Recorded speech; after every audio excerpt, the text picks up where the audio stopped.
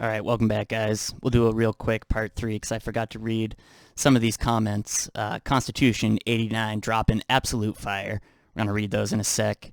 And we got a comment on part 2, and we lost a subscriber, and she accused me of blaspheming God. Now, let me make clear that the intention of these videos is to expose the false religions that rule this world. This material world.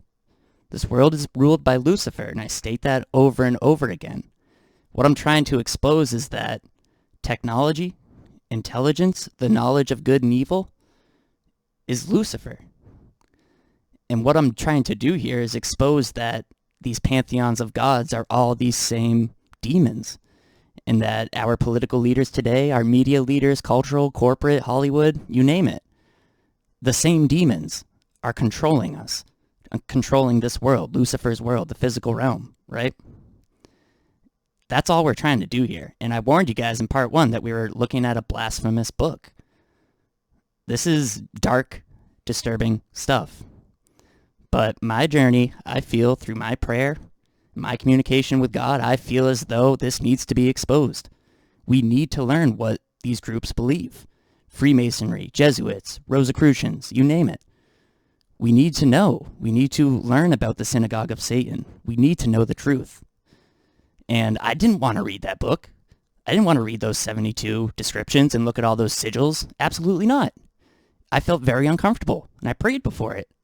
But she told me to read Revelation 11 through 13, and I understand where she's coming from, but she unsubscribed, and I get it, I guess, but I just hope you guys understand that my intentions here are to expose this false doctrine, this false religion, this demonic religion. Do I say pantheons of gods sometimes? I don't literally mean gods. These are all demons under Lucifer, the fallen angels, right? Oh boy. Okay, but Constitution 89, dropping that fire. Let me zoom in. At 1 hour, 19 minutes, 40 seconds, did you catch the last text on the page that was written? Boleskine House, Foyers NB.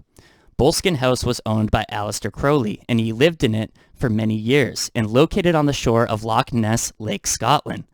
The guitarist for Led Zeppelin, Jimmy Page, who was absolutely fascinated with Crowley, bought it in 1971. That I knew, Jimmy Page, and he also married a 15-year-old, I'm pretty sure. Dated her years before, too. I think, and it was only sold by him about 5 years ago. My times are estimated, but the information is true. I just wanted to let you know that if you hadn't already, or if you missed the parting words that named the location of where I would guess at least a chapter you had just read, Goetia was written, and possibly by Crowley himself, unless the letters NB are referring to someone or something else.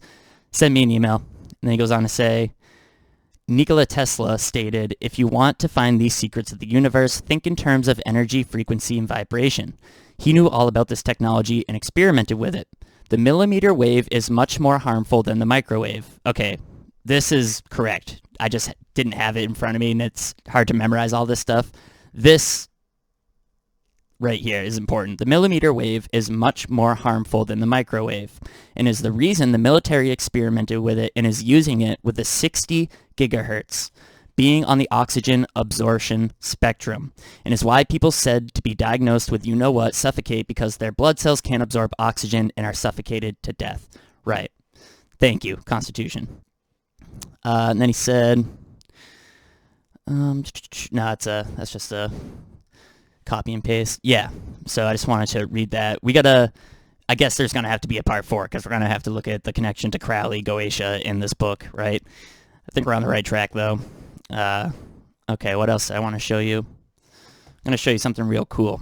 So when we looked at the apotheosis of Washington, let's look at it again real quick. Let's see, where is it? Thumbnails? Okay. Remember we saw, what's his name? Neptune, god of the sea, Poseidon, with his trident. So I'm going to show you something awesome. My grandpa was in the Army in World War II. He was a master sergeant in the 98th Signal Battalion. He was a squad leader. He was a radioman.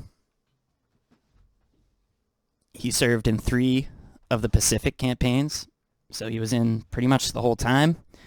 Got 3 Bronze Stars. We'll go through this whole box one day. I just want to show you this one thing real quick. It's very fragile. He even stayed after the war and did electrical infrastructure in the Philippines for some of the third world. He was a tough son of a bitch. So, what we're looking at here is, this is hilarious, Solemn Mysteries of the Ancient Order of the Deep. Some of you may have seen the documentary of, what's his name? The Antarctica guy? Admiral Byrd, sorry. Admiral Byrd, if you watch that like 40-minute video of their, missions to Antarctica, they show this point when they cross the equator. They do a ritual on the boat for all the men whose first time it is crossing the equator. And I guess this isn't just military. I guess this is like maritime. So if any of you have ever crossed the equator on a boat, or if you're a sailor and know anything about this, please let me know. But it definitely has something to do. It's definitely a ritual, some sort of Masonic ritual. Let's read what's on here. Wherever ye may be, greetings. Know ye that on this, the 29th day of April, 1944, in latitude 00000, in longitude censored, there appeared within the limit of our royal domain, bound southward for the equator, the USA T. Parida, must have been the name of the boat.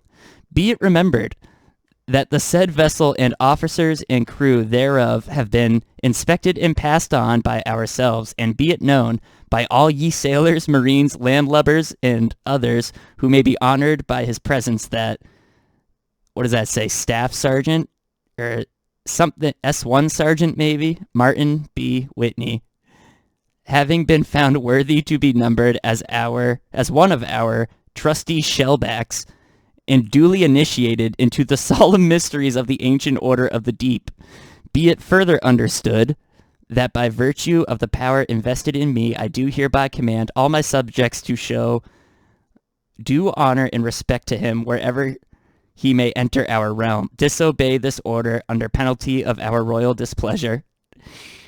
Davy Jones. It's signed by Davy Jones. That is hilarious.